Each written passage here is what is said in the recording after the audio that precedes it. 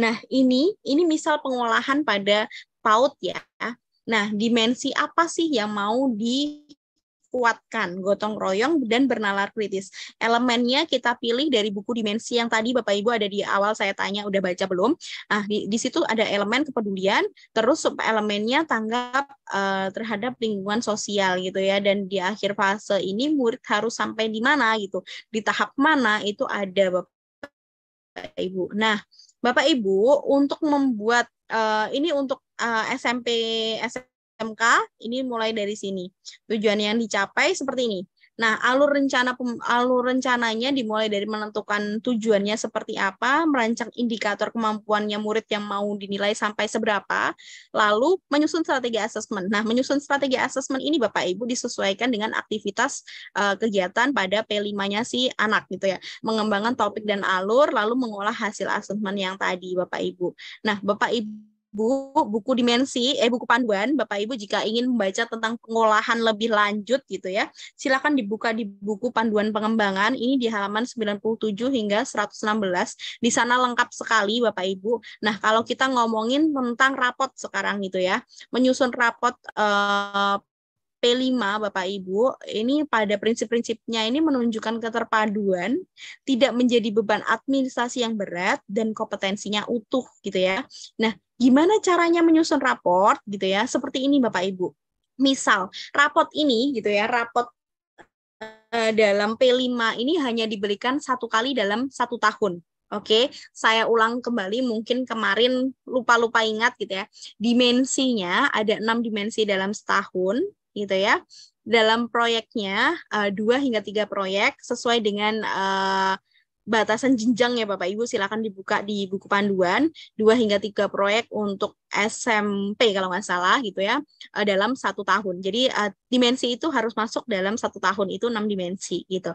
Nah, jangan banyak-banyak, 2 hingga 3 dimensi aja dalam setiap proyeknya. Nah, kalau rapot, ini terpisah dari rapot intrakurikuler.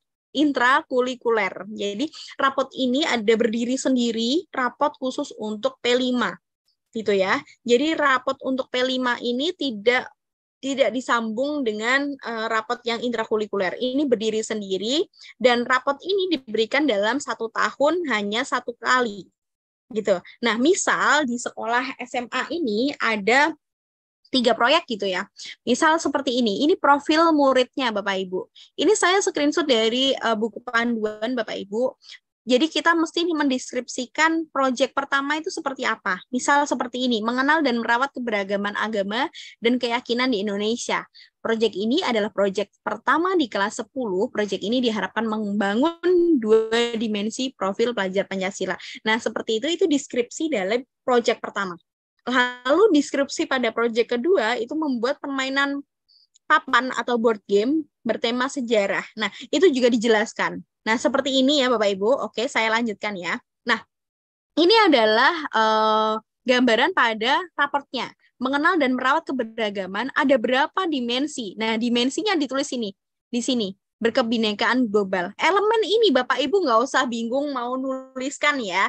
Ini elemennya gitu ya. Elemen subelemen ini di copy paste dari buku dimensi. Jadi tinggal pindah di sini. Nah, untuk penilaiannya kita tinggal nyentang Bapak Ibu. Apakah anak ini dalam dimensi berkebinekaan global, subelemen menumbuhkan rasa menghormati terhadap keanekaragaman budaya, mulai berkembang, sedang berkembang, berkembang sesuai harapan, atau sangat berkembang. Kalau dia sudah berkembang sesuai harapan, tinggal dicentang saja Bapak Ibu. Jadi Bapak Ibu tinggal centang-centang saja di sini. Nah, ini dapatnya dari mana? Dapatnya dari elemen subelemen. Nah, formatnya seperti ini. Bapak Ibu nilainya saya ingatkan lagi MB, SB, BSH, dan SAB. Nah, seperti ini Bapak Ibu. Ini merupakan deskripsi singkat yang saya jelaskan tadi gitu ya. Nah, bentuk gitu ya, bentuk dari buku panduannya itu seperti Bapak Ibu. Nah, ini tinggal di copy paste ke sini Bapak Ibu. Nah, kalau Bapak Ibu pengen lihat lagi gitu ya, pengen ngecek lagi gitu ya, dimensinya itu seperti apa sih gitu ya. Saya izin untuk pindah screen gitu ya, sebentar. Nah, di sini Bapak Ibu, ini adalah buku panduannya. Bapak Ibu bisa ngecek buku dimensi elemen di sini. Ini sudah ada capaian per fase gitu. Misal nih, saya mau ngambil tentang dimensi berkebinekaan global. Di sini ada beberapa elemen gitu ya.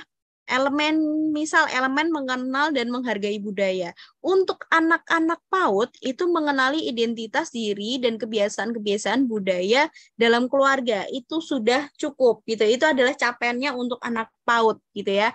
Di akhir fase PAUD anak-anak harus sudah memahami kebiasaan-kebiasaan yang ada gitu ya dalam keluarganya. Tapi berbeda dengan anak di fase D gitu ya, fase di mana kelas 7 hingga kelas 9 itu memahami perubahan budaya seiring waktu dan sesuai konteks baik dalam skala lokal, regional, nasional, menjelaskan identitas diri yang terbentuk dari budaya bangsa. Nah, capaiannya sudah disesuaikan dengan usia dan jenjangnya Bapak Ibu. Jadi dicek kalau memang elemen yang diambil ini berarti sesuaikan usianya mana. Nah, inilah yang di copy paste untuk dimasukkan ke raportnya Bapak Ibu, gitu ya. Nah, jadi kalau itu disesuaikan, dimasukkan ke dalam raport di sini, Bapak Ibu tinggal mencentang aja mulai berkembang, sedang berkembang, berkembang sesuai harapan, sangat berkembang. Itu ya Bapak Ibu. Nah, silakan buka, unduh dulu, maaf itu kok unduk ya. Unduh, buka, dan baca buku ini.